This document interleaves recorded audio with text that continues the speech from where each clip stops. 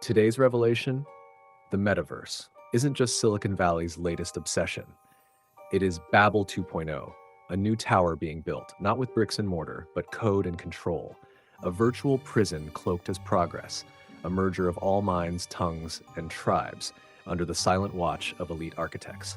Let's go back, before Meta, before VR headsets, before even the internet, back to where this story really began. The book of Genesis, chapter 11. Mankind spoke one language, shared one vision. They gathered in the plains of Shinar, and there, empowered by unity, they said, "Come, let us build ourselves a city with a tower that reaches to the heavens." Their goal? Not just altitude, it was dominion. To make a name for themselves, a singular identity, a world without borders or barriers, one system, one speech, one will. Sound familiar? It should. God saw it. And what did he do? He confused their language, scattered them across the earth. Why? Because unity without humility becomes tyranny, and power centralized is power abused. He knew the danger of a single system controlled by human ego, and now, thousands of years later, they're building it again. Let's fast forward. The digital age dawns. What began with DARPA's ARPANET military communications evolves into the internet. Then comes social media, artificial intelligence, augmented reality, and now the Metaverse. Meta, Microsoft, Google, Apple, each racing to be the god of this new Babylon. But this time, the language confusion isn't being reversed, it's being digitally assimilated. Translation software, voice AI, neural interfaces, every language reduced to one protocol, every opinion filtered, every identity tokenized, every human uploaded. This is Babel with Wi-Fi, but who's building it now and why? Zuckerberg, Ray Kurzweil, Elon Musk, Bill Gates. They wear hoodies, not robes. They speak code, not Akkadian. But their goal is the same, to create a new reality where they are the gatekeepers of thought, language, and even consciousness. Ray Kurzweil, Google's director of engineering, dreams of merging man with machine. Elon Musk's Neuralink aims to bypass language altogether. Brain-to-brain transmission. Mark Zuckerberg, he wants you to live in his world, a synthetic Eden built on surveillance. I believe the Metaverse is the next chapter for the internet. And it's the next chapter for our company too. And the Metaverse is the next frontier. Isn't that the ultimate promise of technology? To be together with anyone, to be able to teleport anywhere, and to create and experience anything. And together, we can unlock a massively bigger creative economy. Yes, there will be challenges and risks and disruption of established interests. But there will also be opportunities and benefits that we can't even imagine yet. We'll all need to work together from the beginning to bring the best possible version of this future to life. A future where, with just a pair of glasses, you will be able to step beyond the physical world and into the kinds of experiences that we have talked about today. To reflect who we are and what we hope to build, I am proud to announce that starting today, our company is now Meta. But now we have a new North Star to help bring the Metaverse to life. And we have a new name that reflects the full breadth of what we do and the future that we want to help build.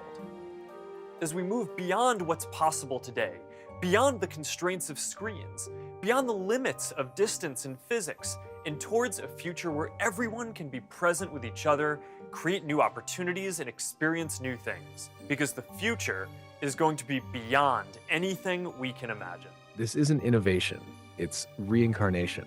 The Tower of Babel never died, it just got an upgrade. Now, instead of reaching heaven, it's trying to replace it. Ask yourself, what happens when you digitize everything? Borders vanish, currencies dissolve, speech is monitored, thought becomes data, identity becomes a profile. You're no longer a citizen of a country, you're a user in a system. A user can be banned, a file can be deleted, a voice can be muted, and a reality can be rewritten under the guise of freedom. The Metaverse promises escape, but delivers entrapment, a place where all tongues merge, but only one narrative survives. And it's the one they control.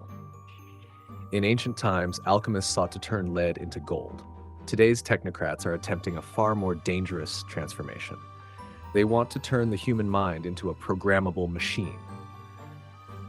Let me ask you something. What happens when thought is no longer sacred?